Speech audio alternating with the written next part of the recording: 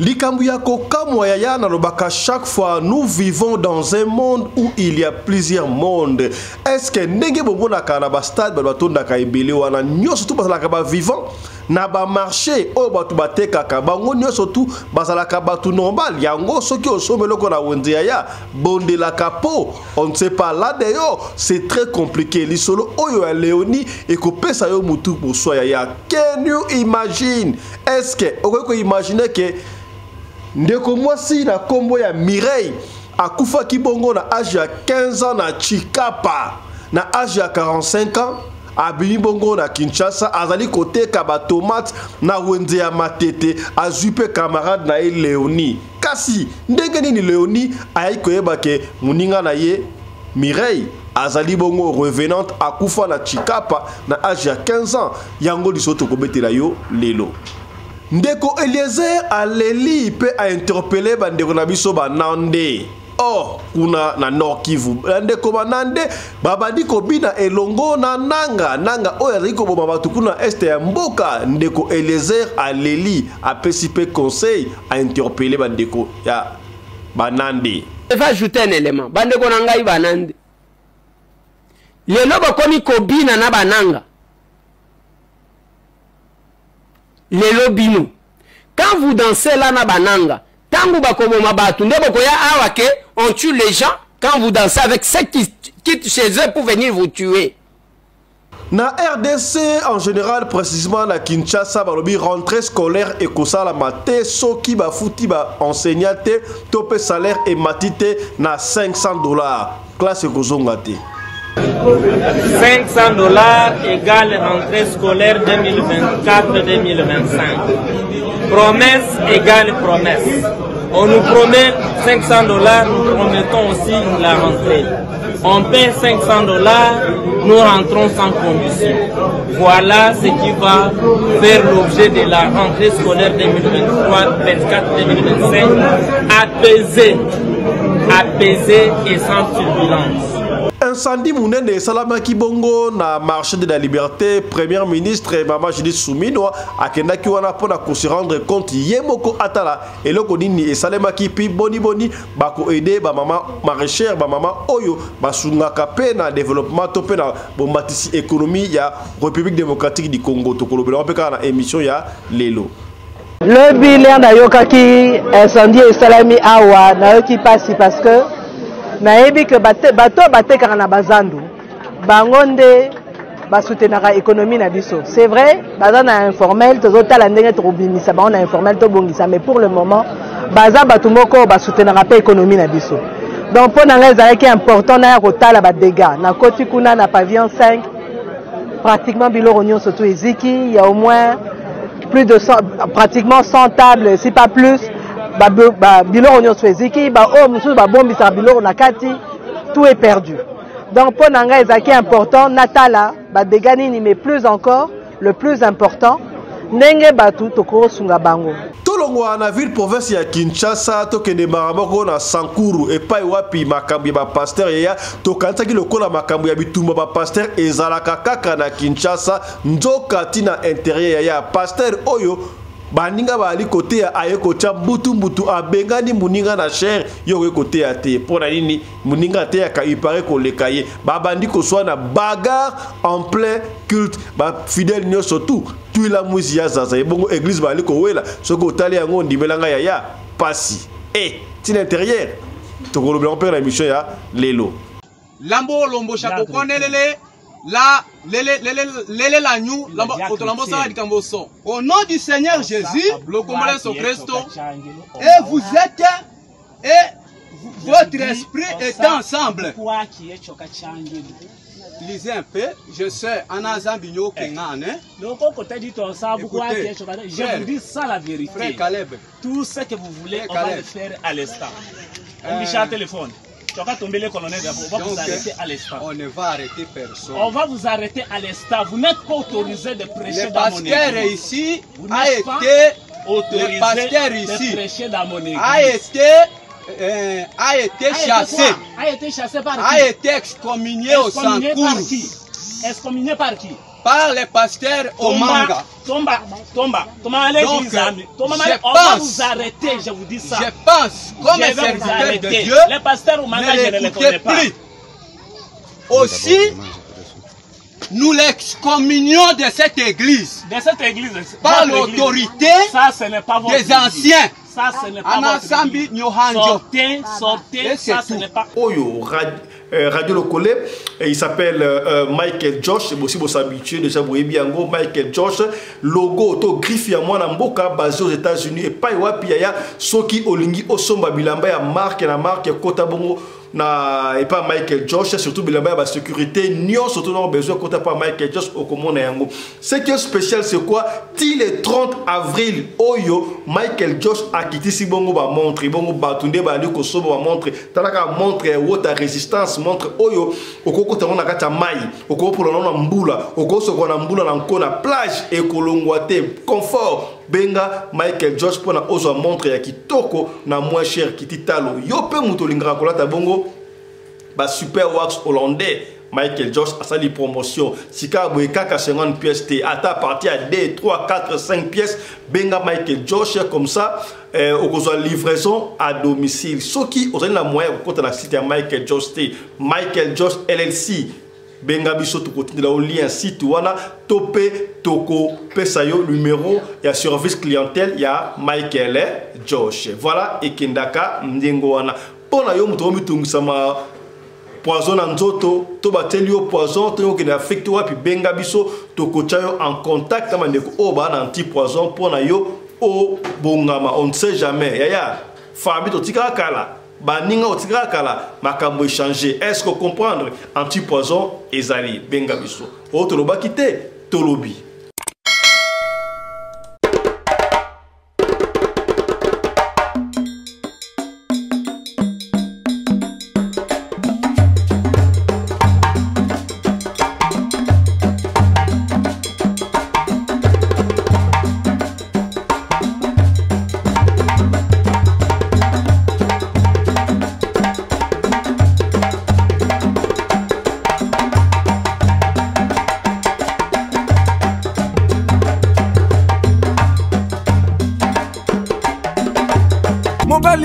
na mwina ngolo aboya hydroquinone soki ezotambola basheri bazokoya mayanga na retrouve douce tendresse affection epa na yo nasalelo nini mpo ndimake na kupendaka sana shitakwacha pelende mbote bandeko balandi ya radio Lokole télévision tongo elamu bisika bozwami soki ole wala na tongo soki po na butu na États-Unis d'Amérique to na Nouvelle-Zélande.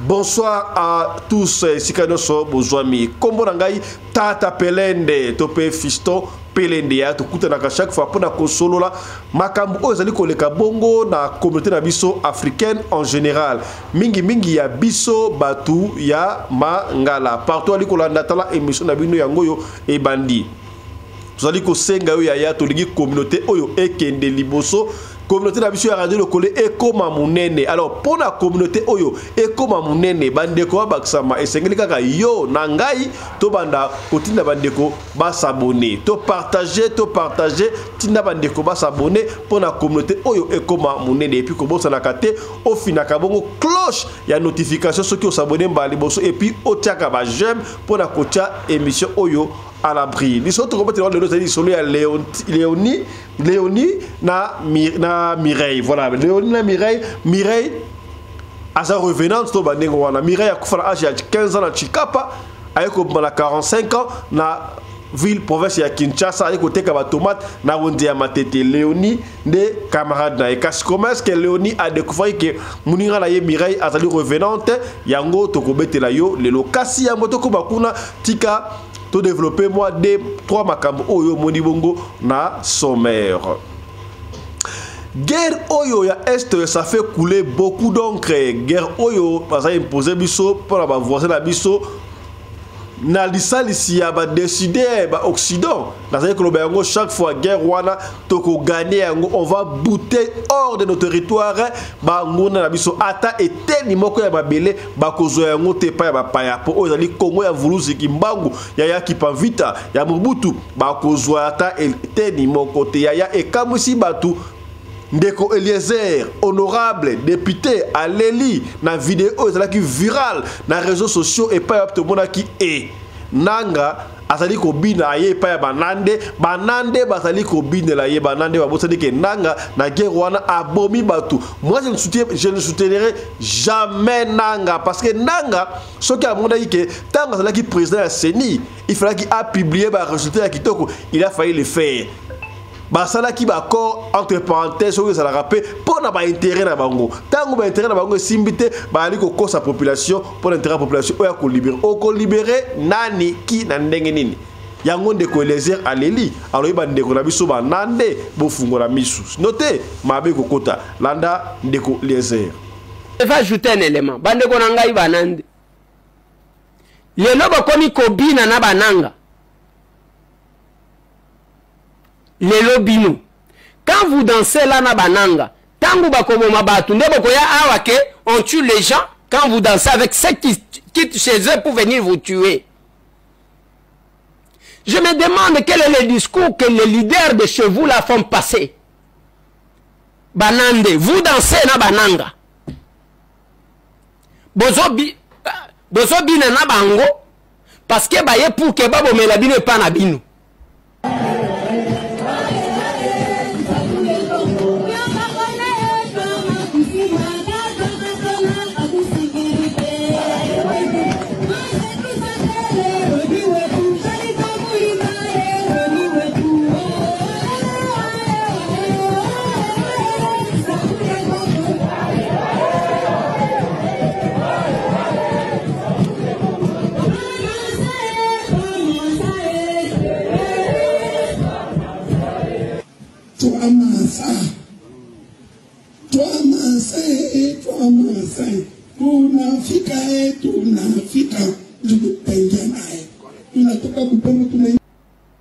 Qu'est-ce que vous attendez de ces gens-là?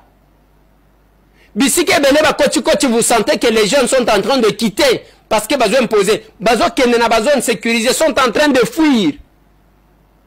Et aujourd'hui, nous avons un Fongoli porte pour accueillir Nanga jusqu'à danser avec lui.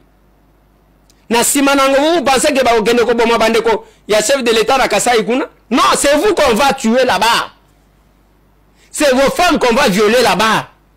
Bino Bokotika la kaka déclaration. Quand vous recevez tant aux oya manioka yeba ki a konso ayolobi. Je suis étonné pourquoi vous faites ça. Vous applaudissez ceux qui quittent chez eux pour venir vous tuer. Et bien, il y a bino bazana revendication ni. Nanobaki na bino na nord Kivu wana bosale loko moko babenga FLEC. Front pour la libération de l'est du pays. Oh bambusa yemusi bakina kokota. Tangu bakomi na kati bakuta ke makambo akongweza hakuna.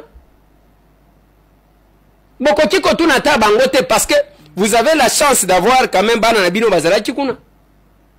Mbusa yemusi est encore en vie. Mais quand on perd son terrain et que bino bana na bango basi ndenge na zomo na bazoyemba bato aliboso ba ko violer zabine bato aliboso ba ko bomeza zabine awa ba ko banaka ko compter que babomi autant je ne comprends pas ce que le peuple ça oyo azobete la mobomi. Moi j'ai pensé voir un courageux qui pose la question à ce monsieur là, mais si vous avez besoin de nous délivrer pas si on biso tozomona yango bazomona na hoteli pas si on tozomona yango bazomona na Katanga pona nini bino bonongo pa na bino yekaka awa bobanda ko boma biso awa. Si cette question là les jours que la question sera posée vous allez comprendre. On ne doit pas utiliser les Nord Kivu surtout pour un positionnement ya mutu alingazo moi santé politique parce que même les lots ceux qui n'ont engagé opportunité il ne bouffera jamais avec vous. Akolia Kanabinote, il était président de la CENI, il s'est tapé autant Yabandako, Asala, et le Komo côté pour Nabino. Et vous restez là-bas en train de. Et là, quand on a sali, jamais Babembe Bakosala Gayango. Babembe Bakosala Gayangote. Jamais Moubembe, à ce que je sache, dis-moi que Nazala un jour surpris. Jamais Moubembe Bakosala Gayango. Moubembe, jamais. Moubembe se défend sa patrie, azobate la mabele na ye, contre les envahisseurs, y compris tous ces aventuriers-là. Yabino yango yo, c'est tout bino bachal langwa. Yabino yango. Vous recevez les gens qui vous tuent et vous dansez avec eux. Et vous pensez que vous faites du mal à qui? À personne. Parce que l'aventure wana bo salaka, et ça l'aventure bino bo salaka. Tozo kamwena sapuna kasai et si là. Tozo ba enyele na Équateur et si là. Tozo même makambo yumbi awa et si là. Il y a bino si la kate pona nini parce que à côté d'un malheur, il y a toujours un business que les gens se créent. Les gens qui se retrouvent là. T'as la modèle bozo, t'as la erreur bozo babozo sala. Accueillir un sanguinaire et vous dansez avec. Et vous pensez que tant zobina wana zobina pour bolam, c'est pour vous tuer, c'est pour vous faire du mal, mon Dieu. On a habité. Et le changement ne viendra jamais à l'Est sans l'implication Yabakolo Est. Moi j'attendais Batulokola Wazalendo. Donc je salue le vrai Wazalendo. Le vrai Wazalendo. Tant que vous qui côté Yabazone Moussous, na Ruchuru, na Massis, ba Wazalendo ba bimi quand même pour faire quelque chose. Mais on arrive chez vous, bino banandale, vous acceptez, vous applaudissez, bobani na kobine. Ngaitambo. Makambo. Ba enseignant na RDC balobi kelasi ekozonga te rentrée scolaire en septembre awa ekozonga te soki ba bakiseli bango salaire te ekoma $500 yoka bango. Ah non, non, il n'y a pas d'équivalence. L'équivalence dépendra du taux de dollars du jour de la paie. Ok.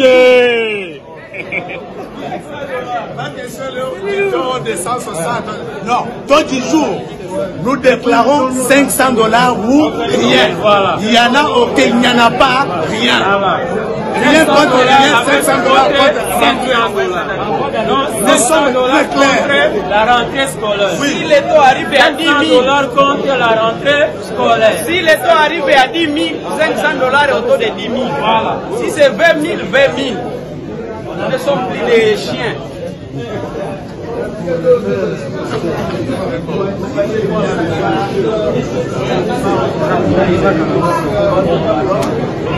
$500. Si nos anciens élèves refusent, on accepte un autre montant qui doit être égal à $500.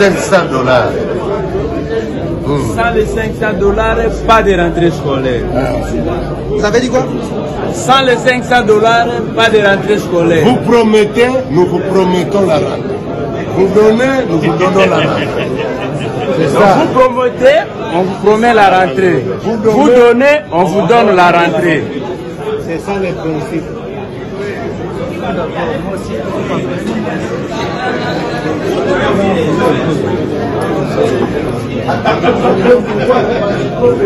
$500 égale rentrée scolaire 2024-2025. Promesse égale promesse. On nous promet $500, nous promettons aussi la rentrée. On paie $500, nous rentrons sans commission. Voilà ce qui va faire l'objet de la rentrée scolaire 2023-2024-2025, apaisée et sans turbulence. Incendie oyo salamaki bongo na marché de la liberté na commune ya Massina, ça fait couler beaucoup d'encre, ba perte et salami belé ba dégâts matériels. Heureusement ata mutu moko akufite ka suprême ministre akenaki kuna sur place ko se rendre compte à mona degré ya dégâts oyo sai matériel na ba do bungsi beko bango ba dépôt eziki ba grossiste ba détailler nyoso tu wana akomaki wana yemoko pe azangaki maloba te a expliquer boni ba kosala pona basunga ba mama na rappelez-vous maman batekaka na wenze marché pe ezali esika pe économie ya mboka pe ebustaka mwanda mbundambu premier ministre alaki wana pe azangaki maloba te landa.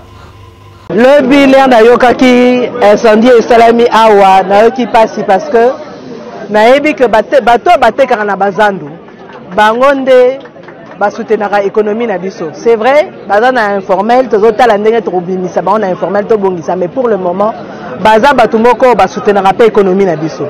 Donc pour nanga ezalaki important na kotala ba dégâts na koti kuna na pavillon 5 pratiquement biloko nyonso to eziki, il y a au moins plus de 100, pratiquement 100 tables, si pas plus. biloko nyonso eziki oyo mosusu babombisaka biloko na kati, tout est perdu. Donc pour nanga ezaki important natala badega nini, mais plus encore le plus important ndenge batu tokosunga bango. Heureusement nous n'avons pas eu de perte en vie humaine, mais na ndenge eza boye po na robongisa il faut que na ordre na sengi bango ba représentant ba détaillant ba ya lobby na bureau ba représentant oya ba grossiste bango nyonso tout bakoyana ba doléance na bango en faisant une liste batoyo bazikisi biloko ba numéro de téléphone na bango ba komo na bango na biloko oyo bazako teka na pavillon esika bazalaki poto ko contrôler bakoya administrateur pe ya marché à Kozala, gouverneur à ville à Rosala, bourgmestre à Rosala, minaye na ministre à santé parce que nengeza awa tozana ba problème pe sanitaire et bandi to bisonio suto yoki makamwa mpox ezape important na milieu au total ndenge to ko sensibiliser batu poto ko rapper ko combattre maladie wana bisonio surtout lobby to kutana na bureau nanga na primature poto solo la toye bandenge to kosunga baninga na biso ya marché ya liberté oyo biloko eziki. Mais il faut tout ça là on a ndenga ordre pour ça to ce na désordre moyen to sunga bango ekozala te. Donc yango na lobby bango moko baponana solution pe to kozwa to la solution à court terme o na ndenga lelo to yebi que lobby rentrée scolaire ezane to kosunga bango ba problème eza ebele na mboka eza kaka awate mais tozo solo la ndenge nga nazana na bureau chaque ministre azosala musala na ye nga nazo coordonner poto yeba ndenge to kosunga population mobimba. Mais awa ndenge likama esalami il faut peut totaler la bango kaka ndenge na kende kotala batu na Sud Kivu na kende kotala batu na Goma awa pe il est important pe ana Kinshasa totala tozo banoccuper ba problème ya Kinshasa assainissement en ville bomoni ndenge gouverneur asi abani musala na ye. Mais na ka o esalami rentrée de classe za lobby to korotala kaka boité photos de la bango solution.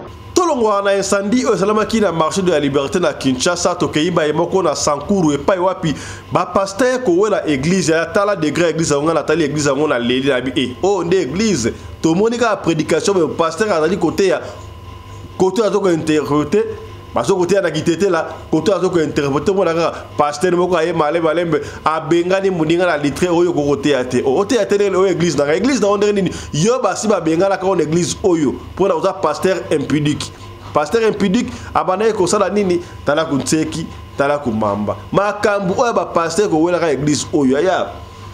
Jusqu'à là, vous ne comprenez pas que l'église a le business. Et c'est là qu'il y a une grande ville et quotidien dans le village. Donc, c'est que business ou église, ils allaient foutre ma casse. Bagarre na kati église, bandimi, ou ayaki na moi matembele na ye, ayaki na moi pondu, ayaki na moi manioko, pour na bondi na nzambe, bazu yango pete barate yango barono so pour bagarre bimi église, ndimelanga ye, ezali pasi. Régulation au bas la porte de l'église, et ça rapport à Kinshasa, mais sur toute étendue de la République démocratique du Congo. Ministre de la Justice, au tali image au la Sankuru, ndenga pasteur babunda, est-ce que pasteur oyo, ceux qui bazu licence. Nakao bobundi bako renouveler licence na mno de susu tala kutseki tala kumamba lambo lombo chako konelele la lele la ñu lambo otolambo sa dikambo son au nom du Seigneur Jésus le combat sur Christ et vous êtes et votre esprit est ensemble. Lisez un peu, je sais, Anazambigno Kengan. Je vous dis ça la vérité. Frère Caleb. Tout ce que vous voulez, on va le faire à l'instant. On dit un téléphone. Tu vas tomber le colonel, on va vous arrêter à l'instant. On ne va arrêter personne. On va vous arrêter à l'instant. Vous n'êtes pas autorisé de prêcher dans mon église. Le pasteur ici a été autorisé de prêcher dans mon église. A été chassé. A été chassé par qui? A été excommunié au Sankuru. Excommunié par qui? Par les pasteurs au Manga. Tomba à l'église. On va vous arrêter, je vous dis ça. Je pense, comme un serviteur de Dieu, les pasteurs au Manga, je ne les connais pas. Aussi, nous l'excommunions de cette église. De cette église. Par l'autorité des anciens. Ça, ce n'est pas votre église. Sortez, ça, ce n'est pas. Là, qu'on respecte le que Koumaï. Écoutez, Laissez-moi.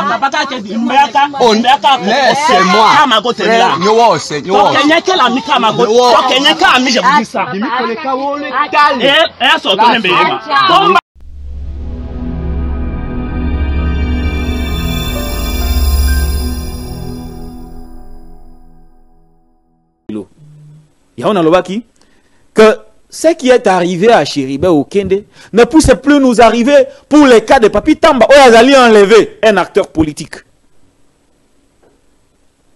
Et il y a beaucoup de similitudes. Chéribé a Outaki Kobela, avec une convalescence.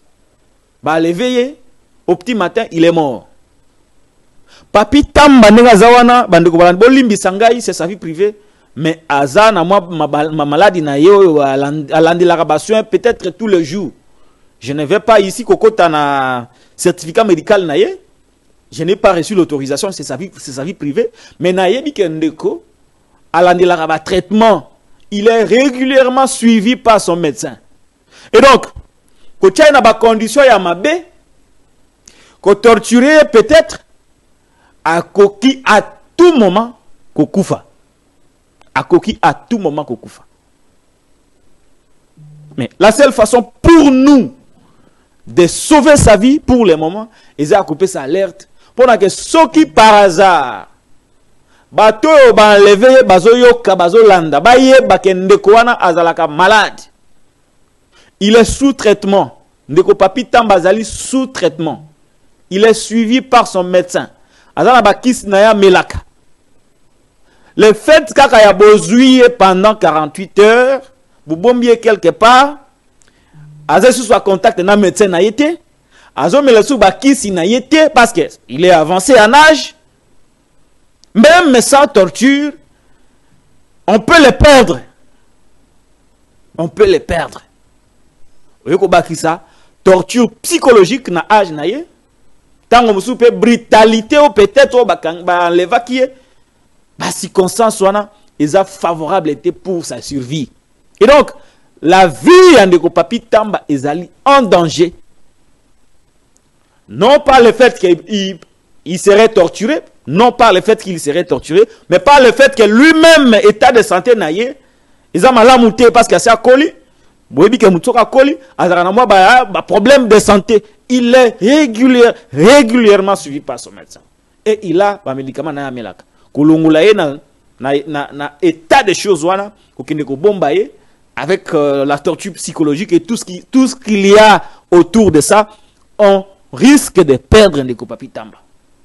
Ya to komete la osika bo lisolo ya pasi salami bongo na ville province ya Kinshasa kaka na année passée oyo ya Ndeko Léonie azalaki na mobile na ya liboso babota bana mibale mobile wana bokono oyo etungisaki batu. Léonie mobile na ya liboso akufaki na bokono oyo etungisaki batu wana atikaki na bana mibale bana wana basi bakolaki. Alors Léonie tangu mobile na ye maladi wana ekena ekozwa na Chikapa. Na Chikapa bato basala vraiment musala ya diamant akendaki kuna maladi ya zuye kuna akufa kuna bakunda epe kuna chance ya bana bamona tombo ya papa na bango ezalaki te chance mwasi amona tombo ya mobali ezalaki te na Chikapa bango batika na Kinshasa et les kapa pema mikolo Léonie pe abala mobali mususu o baboti bana mibali. Alors au fil du temps kaka ndenge zalaka wana Léonie mobali balaki apesaki moi chance commerce abande koteka na wenze ya matete. Léonie ande koteka na wenze ya matete ba tomate ba ndunda kaka ndenge zalaka wana boyebi ndenge zalaka tango Léonie alungaki mo espace tapesaki espace pembe ya mesa na ye wana voisine azalaki non ce qui bosa na mesa ezalaka voisine ya droite na ya gauche ce que voisine na ya mupandi akutaki wana tango Léonie ekoya bayambiye na wenze non c'est pas voisine ya mupandi comme on ezalaki Mireille. Alors makina na bango etutanaki makasi Léonie na Mireille bakomaki vraiment ba pire ya kosakana te un jour kaka ndenge ba solaka ndenge parce que boyebi ezaka na Kinshasa soki mama tekaka na wenze moko boke na wenze matete wana boye mama azui mwa tomusol mwa mpio du neye mwa tekaka ba tomate ba ndunda ba bloka bike azui apesi boke kolamba ezaka ndengo ate ezaka bongo te o mama tekaka na wenze safa soki uti classe oleka kuna ozo bloka po boke kolamba donc bana ya Léonie bayaka kozwa biloko na ndaku na wenze pardon bakendaka kolamba. Sikoyo, un jour dans ma solo, Léonie peut s'attendait à mon arabe à Mireille parce que Mireille a 45 ans. 40, 45 ans, mais Sikoyo, voilà, Mireille, 40, Mireille a 40, 45 ans, Léonie a 40, il peut avoir 40, master kaka. Sikoyo, Léonie peut s'attendre à mon arabe, peut-être Bana, il y a Mireille. Bayaka kozwa biloko so ataba na kozwa biloko te abeta kama solo ke biloko d'ailleurs eta pour na papa salinga ibe papa apesinga reta to mwana na otira mwana classe Mireille abeta ka li solo wana te. Un jour Léonie a tout nié. Oh Mireille yo ndongo zawa yo za kana mobilité habité na kana mobilité yo za mobilité ozapela mwana te habité na za mobilité na mwana te. Oh epesi Léontine Léonie Mawa abi mwana mwasi pena na 40 45 na 45 boy azana mobilité azana mwana te a compatir epesi souci boyebi souci en des araso ki okoli ozana mwana te ozana mobilité souci wana yaya Mireille abanda ki pe ko na ndako ya Léontine po bazaki ba pire pena mobali kuti ya Léonie ayebaki na Mireille bana ya Léonie bayebaki camarade ya mama Mireille po ya kapena ndako elle ba dimanche on appelle na ndako ba vandi ba sololi ba merimo mo la yimoko a promousse konso akeko tika mama Léonie et konso ba yebanaki siko détail moko Léonie akenda na ndako ya Mireille te tezalaka te boya célibataire mutu ya kana ndako parfois ezakaka Mireille bon ça ce qui est normal n'est-ce pas que chaque jour na wende siko un jour quand na novembre oh fête ya Toussaint ça le 1er novembre oh ba kendaka ko kata biba ba simekota ba cimetière ko bon so kota ba titi ka ndezalaka oh te ko mona ya ndimosi awa akanda pe kotala tombe ya na ya mwasi o afinga yibatu oyo bambela ki liwa ezaki jour à Toussaint n'est-ce pas fête le 1er oyo bon d'ailleurs dit ça fête Tony mais le 1er novembre Toussaint n'est-ce pas oyo bagena ko visiter ba cimetière. Alors Léonie déjà ça qui programme wana na ba famille consort a sengi pe permission et pas ya mobali na ye o azana actuel que non bana ba mona cimetière papa na bangote est-ce que on peut pas aller na Chikapa total la cimetière ya mobali na kaka bana ba mona cimetière papa na bango papa actuel a mona ki yango pe ma bête ça normal entre parenthèses le kola ndeko moko boy ndeko moko ya mobali entre parenthèses on va tokozonga na histoire wana ndeko moko ya mobali azaki na mwasi na ye mwasi akufi akundaki mwasi ayeko bala mwasi mususu sikoyo eleki mikolo ndeko ala mwa pierre ataka osima mongo alingaki de kosala pierre tombale ya mama bala na ya liboso mwasi na ye actuel azoko boya nandeni dozu ango tina ebembe muninga alinga sala pierre tombale ya mama ba na ye yozo boya na ndenge nini fungola mutema basala pierre tombale ya muninga est-ce que komi to solika pembe voilà ekendaka ndengo wana bref mobali ya Léonie andimi na ye apesi pe ba ticket ba bongo ba sadi surtout bref le 1er novembre wana ekoti bango na Chikapa bakeipe bakekota cimetière esika wapi pozaki diamantaire n'est-ce pas baningo bakundaki basala pe pierre tombale normal c'est bon tango bakomi na cimetière bamoni pe to bana bamoni tombo ya papa na bango ye patali wana balobi kali basaki wana na pembeni ya tombe to pe tombo ya papa bana wana mobali ya Léonie ya kala bamoni tombo moko eza wana basala pe pierre tombo bakamneso quand ça pierre tombo ça la photo babwaka misu boye mutu amona ye kutu mwana ya Léontine musu ya liboso wana abi mama tala tombo tala photo oyo eza photo ya mama Mireille te mama tadi boye oui bakokana mama Mireille Oh, peut-être, ça m'a pas ça, tout le monde famille habite. Mais peut-être. Mais Mireille ne m'a jamais dit que Azara lui passe ça. Pour, tout ce qui m'a sima. Tant que je suis consola, je suis qui m'a Mireille dans balité, Azara dans balité consort, à tout là qui est osa originel et à Wapi. Mireille Outa Wapi. Mireille c'est qui Léonie, non, on a la Chikapa. La outra nanga Chikapa, la muta Chikapa, c'est dans ce trouve en Kisasa, oui, ayama ki Chikapa. Mais Léonie a tika la koyebi sa Mireille que papa ba nanga liboso a kufa pe na Chikapa, ba kunda ki ekuna le a mettre isoro en sikal ndengo wana. Tango amani siko tombu wana, abi oyo ba kokana, bon mama abi no. Voilà, Léonie a dit non, peut-être, avec la lipasa, et du sangate, mais n'engue ba kokane, et puis, elamba, oh, elle a une photo, ou elle a Pierre Tombal, ou elle a elamba, oyo, Mireille, à la taka, mingi, sur le côté, yaya, salaka, attention, o sombi, loko na wende, sambila kapuna, ate elamba ya kulata, et loko tuyo ko somba, sambila, pour là d'ailleurs, c'est très compliqué, c'est très dangereux, yaya. C'est très dangereux. Alors, le cas là-bas, monde comment Mikolo Nyo surtout il faut photo kaka. Léonie a joué appareil d'ailleurs à Kagi photo, à Abila Kakengi tombe photo, à Abino la Rokene retourna Mireille. Bazo na bango pe Kinshasa, ta bango Kinshasa Léonie a simbal na on évite de regarder ta tombe ya papa bana onanga oyo et consort.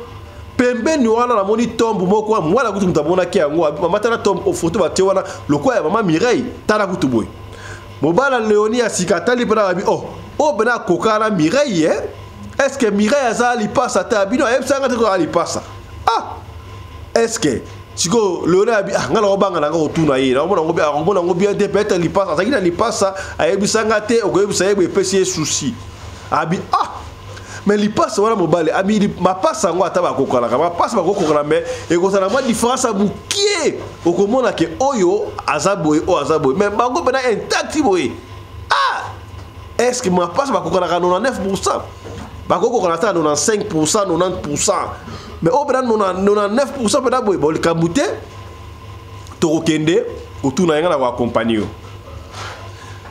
lobi nango pe papa sala gite baquette tant bakena wenze ya matete côté bateka ba tomate bio histoire ba koma pe wana parce que Léonie azala quitté bois des jours aye et ce que za givita ba yesiko no neska to le kate boni ba kuti pe Mireille wana azokoteka aoteka na ba tomate na yeba nduna no normal siko na masolo ka bebu yeboko Léonie azoyoka mwa bien te azobanga kotura azoyoka ndio ekosala mninga na bien te soza na lipasa na isko akufa ça na bien te papa boti courage abi maman Mireille boni oza bien oza bien OK promesse est-ce que yo par hasard ozaka na lipasa te Mireille abi nga lipasa te nga za lipasa te abi oza lipasa te habité na za lipasa te na tikala pe ko bo lipasa te c'est vrai abi mais madame akendaki kota la tombo ya papa ya bana na ye na Chikapa pembe na ngwana ba moni tombo boko ezaki ya tombo ki wana na tombo wana photo bacha ya kokana na yo fort et puis chose étrange bilamba oyo mutrate la photo wana eza bilamba oyo mama abi olata ngo petro abi c'est vrai tango ka lobi neko wana abi Mireille amon lokola azinda o muta abuta comme lokola de comme mal à l'aise abi l'accent à cette photo ngo balakisa etomba ngo wana tango balakisa etombo wana photo wana Mireille abattu au mona muto c'est comme si aza ayebi likambo azolo basusta comme on tala ngo anierbe Mireille eza yote azolo basu le remonta fa yaya ba to mokeli makambo mingi na lelia mama là d'ailleurs c'est très compliqué ba tout bazana makambo na mokili yaya ce qui ba ebisiote okondimate open laptop makambo za na mokili yaya so ba ebisiote okomona mystique siko pendant que Mireille a tiré qui dit ba aota la bango boye ba teka ba tomate te client moko aye to ebite client aye client normal to ba tinda ki on ne sait pas. Tant au client y est boni maman Mireille ça bien ça tomate client y est siko na y Mireille na Léonie na mbali na ye bakokoma sikoyo na tendance ya kotala na cliente yaya tangu ka babalole longi batala cliente boye batali cliente l'état bazonga boye batala Mireille azali susute alimwe Mireille qui wapi Mireille qui wapi ils ont vite compris que Mireille azala qui revenant d'ailleurs histoire vraie et salami na wenze ya matete kaka na novembre awa sur tout ça voilà ta ya ndimo azo finga batukuna koto likambo e salama na wenze matete peut-être soki Léonie tangu Mireille ça qui est naza na uti Chikapa soki abeta rappel sur la Chikapa peut-être alinga oluka moya ngo kima ma beta ki so Chikapa te yango be ko mona bo ti lelo photo wana eza na téléphone ba pesi soto beta pona ko tirer mato ya aucun na wente partout dans supermarché wapi osombi eloko bondela ya oyebite nani nde azali koteka kuna mutu wana azali mutu normal to azali revenant pour là d'ailleurs c'est très dangereux ya to yebite tala masolo eyo itobetaka pona ko sunga bato mamoka benga papa fisto masolo bandi ko bangisa masolo bangisa te masolo o ezali pona ko fungola yo mémoire ezali émission ya éveil ya conscience est-ce que komi telanga ba j'aime ko tala li solo oyo ya Léonie na Mireille tobombela kiyo na tongo lelo yango yaya soki li solo oyo intéressé au te partager peut-être et ko sunga ndeko moko songolo esika moko pakala to soki na biso awa pona tongo lelo pona misusu pona poko lelo pona misusu pe yo muto na biso yaya soki la lisolo ya kopesa benga biso opesa lisolo na yo kasoko bengi biso ozui biso te komi tungisa mate ya tika audio ya lisolo na yo toko beta yango kaka ndengo lingi to beta yango soko lingi totanga kombo tokotanga kombo soki po boy totanga kombo te tokotanga kombo te biso to fonctionnaka ndengo wana bande ko bengi ebele pour lisolo ya mama Maimona o ya Brazzaville o mama na bango amalmena ke banda ki mwana muke ti na kimukolo ale bana apesi bana maladi ya mandeke mwana kuta kufi ale bana pasi ya kosakala te zolaki na live lobby à 2 heures du temps pona kotika yo olanda deuxième partie ya lisolo ya Maimona na famille na ye kasi papa leki na ye bo se rappeler papa leki oyo abana ko beta ye o ba beta kaye batiki bolumbu yena mama na ye papa leki wana akoleka lobby awa pona asala droit de réponse soka asali droit de réponse et ko asko affrontement mama Maimona kozala wana papa na bango kozala wana toyoka sikoyo kidi mi rappelez-vous awa na émission na biso Radio Lokolo na grande famille oyo to beta kama solo pona konuire batute pona kobebisa comportement ya famille mais plutôt pona kosunga lisolo ya ndeko ekoyi kosunga yo est-ce komi voilà allez on se retrouve l'après-midi pour la numéro Moussoussou. D'ici là portez-vous bien, santé de fer à tous, chap chap et tchara.